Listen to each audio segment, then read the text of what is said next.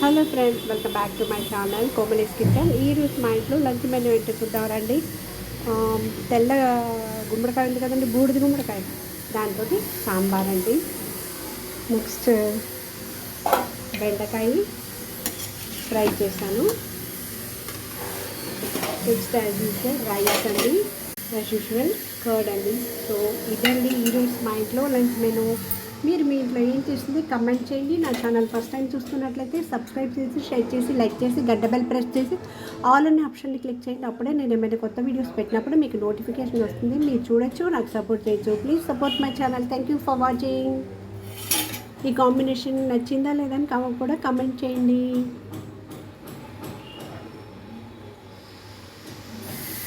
Thank you for watching.